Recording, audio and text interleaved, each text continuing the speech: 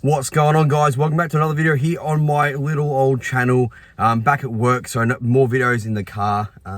Still feeling a bit crook, but it is what it is. I've got to go to work, got to get it done, got to earn that money, you know. So video, got a bit of news today, a couple of new players, nothing special. Got a Calvin Phillips update, got Rafinha update. So we'll get started. So Castellanos, first off the rank. He's popping up again. I sort of said in the video the other day that I believe that we aren't actually signing him, just based on some news I had heard. But we could be back in again for him. I'm not too sure. We do need a striker to get done. I would like to. I'm getting pretty desperate for it now. I would like to see any striker just come in, which isn't ideal because it's got to be the right player. But I do have a good feeling about Castellanos, but. Him and Ellis would be great, but we'll see what happens. There's been no movements on strikers really, which is a bit disappointing because it's definitely one we need. But yeah, let me know in the comment section below if you think that Castellanos would be a great signing or what striker you'd like to see come in. Monaco are leading the race for Minamino. Minamino is a player that I'd like to get in. He's probably top of my list for attacking midfielders. I know some of you guys made it felt that he's not all that great and probably not the player that you guys want, which is fine. Everyone's got their opinions. But Monaco are apparently leading the race for Minamino, which is interesting. I think he would do very well in Liga. But you know, it is what it is. If we don't get him, I'm sure we'll find someone who's even better. West Ham are missing out on West Ham missing out on signing Roca because he has said apparently that he wants to come to Leeds United. You find it hard to believe. I do believe Leeds are a bigger club overall than West Ham. They carry a bit more history. It carries a bit more history and a bit more prestige to play for Leeds, I do think. But right now, West Ham have got more to play for. I think they made Europe. I can't remember. The Premier League was so long ago now. I can't remember what the ladder was, but I think they made Europe.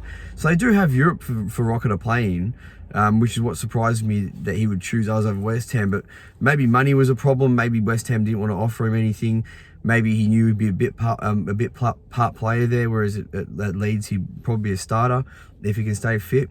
So interesting that we're going to beat West Ham to the punch. It sounds like that deal's going to get done.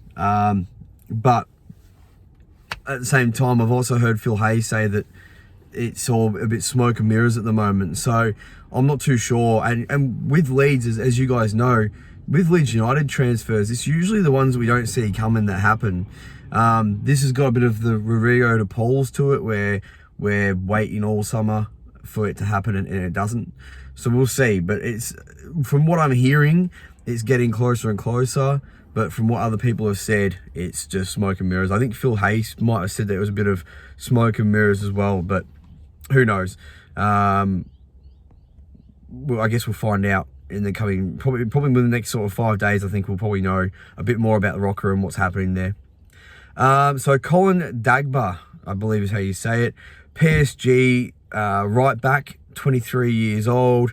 I don't know how likely this one is to happen. Although it's the same as, I've forgotten the bloke, Olaina, I think his name was. Same as that, where it's a right back.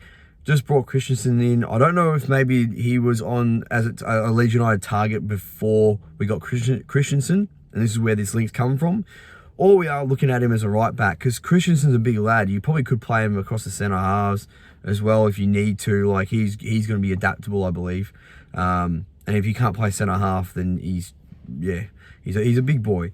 But yeah, 23-year-old, Villarreal, Frankfurt, and Main are also after him. Hasn't played much recently. He has had 77. He has played 77 games for PSG. He's won 3 titles with them.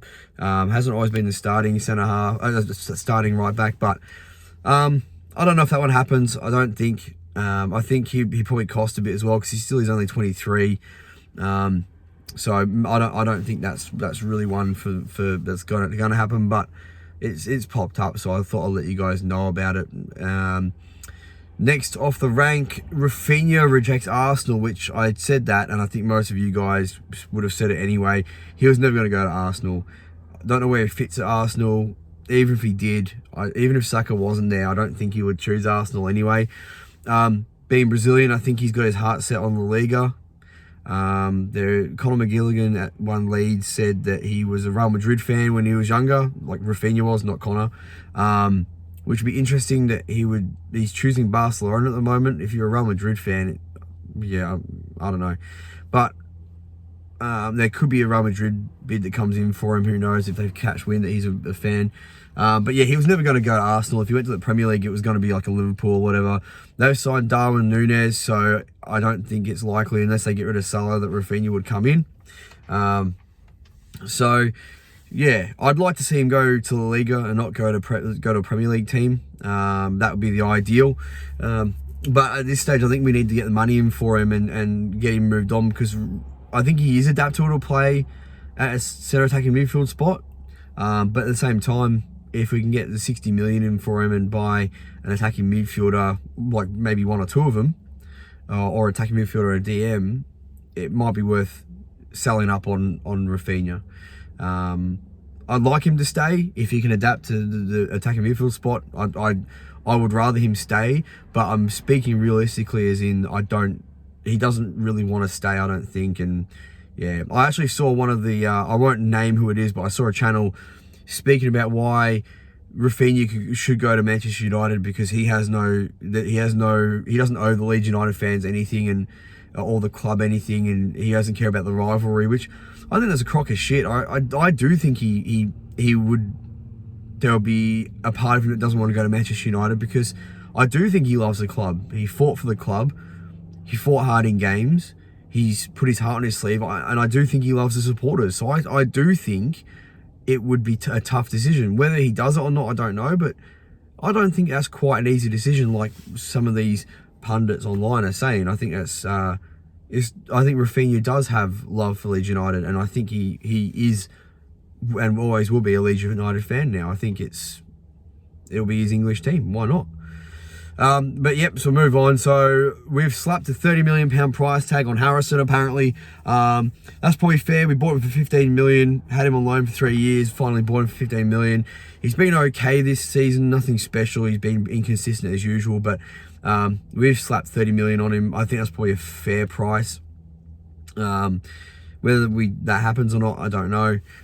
He's a player that has adapted all right to a centre attacking midfield spot. So if he stays, good. If he goes, 30 million, get a replacement. That's not too bad. I also think we could adapt him to be a left back. I don't see why not. He's defensively, he works hard. He's a bit of a little nugget. Like, he's not as weak as what wingers can be. He works back defensively. He does do a job defensively. So, I think we should try to adapt him to a left back. But if we don't. We sell him for 30 million.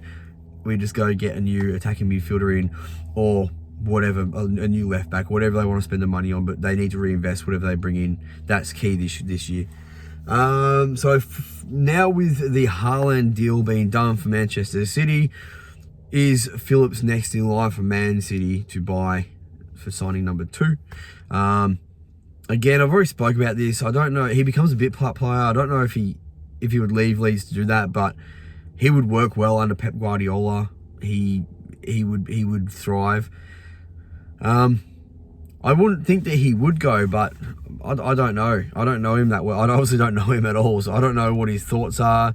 I thought maybe he'd stay, but look, if we can cash in 120 million plus for both Rafinha and Phillips, plus 30 for Harrison, that's if the club give us that money, that's an awful lot of money to reinvest. That's my only problem is I don't know if the club uses 100% of those funds to rebuy players. I don't think they do. I think they take maybe 90 of that. They might spend 30 million on 3 different players, spend 90, and they'll just get the players in for each of those spots, which does leave us 2 players better off. but also you've got to replace these players with people who are going to perform at the same level, or at least close to, and not leave a massive gap. So I'm not too sure what's going to happen there. I would cash in on Rafinha and Harrison personally.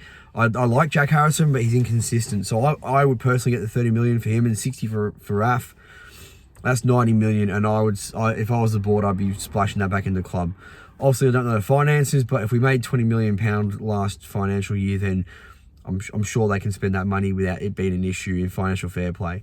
So, yeah, interesting stuff there. And the last one that's popped up again is Dest. I don't think we need a right back, and if we're not going to go get Dagba, why would we go get Dest? He's going to cost a fair bit of cash. Yeah, I'm not that interested. The other one that I saw, Conor McGilligan, again, he was speaking about Liam Delap being a part of a package for Phillips. I do like that, but then you're losing Phillips a DM to get a striker in, and we need both. If we're going to lose a DM, we need to get at least two to fill in Phillips' spot. So, yeah. Oh, look, he was sort of saying maybe 40 million for Phillips, and then 20 million. Delap's worth 20 million. I do like Liam Delap, and I think he's going to be a good striker in the Premier League. So I don't mind that deal. I prefer it more than selling Rafinha and getting Dest in return. We don't need a right back. We've got three, including Conor Drame, but I mean he might leave. And it sounds like he probably is going to leave. But we've got Ayling, Dallas as backup to Christensen anyway. So I'm not that fussed about Dest.